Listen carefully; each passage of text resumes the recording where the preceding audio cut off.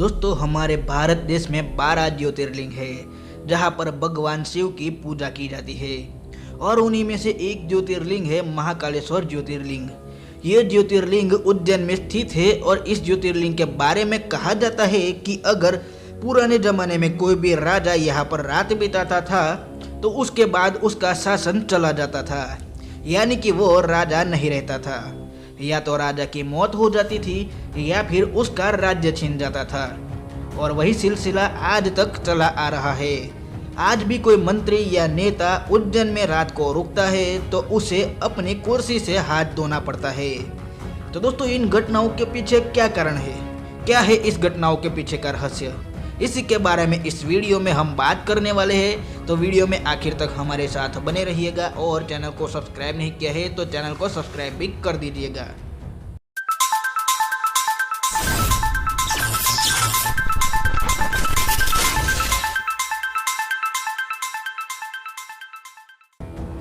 दोस्तों उज्जैन का वर्तमान मंदिर साल 1736 में श्री राणाजी राव सिंधे ने बनवाया था और पूरे विश्व में भगवान शिव की महाकाल रूपी प्रतिमा का ये एकमात्र मंदिर है जहाँ प्रभु की भस्म आरती होती है। यहाँ पर आरती चिता की ताजा भस्म से की जाती है और ऐसा माना जाता है कि जिसकी चिता से भगवान महाकालेश्वर की आरती होती है वो बहुत ही भाग्यशाली होता है। मान्यताओं के अनुसार उज्जैन में प्रभु महाकाल के प्रकट होने और मंदिर की स्थापना से जुड़ी एक पौराणिक कथा है। कहा जाता है कि दूषण नाम के एक असुर ने उज्जैन निवासियों का जीवन मुश्किल कर दिया था। उसी असुर से उज्जैन निवासियों की रक्षा करने के लिए भगवान शिव उज्जैन में महाकाल के रूप में प्रकट हुए और उस असुर का वध किया। और असुर का वध करने के बाद उज्जैन निवासियों ने भगवान शिव से उज्जैन में ही निवास करने की प्रार्थना की। तब भगवान शिव महाकाल के रूप में उज्जैन में ही स्थापित हो गए और तब से बाबा महाकाल को उज्जैन निवासियों ने अपना राजा मान लिया। और महाकाल से बड़ा शासक कोई नहीं है, यानी कि जहां महाकाल खुद विराजमान हो वहां पर कोई अन्य राजा रूपी तत्व हो ही नहीं सकता है।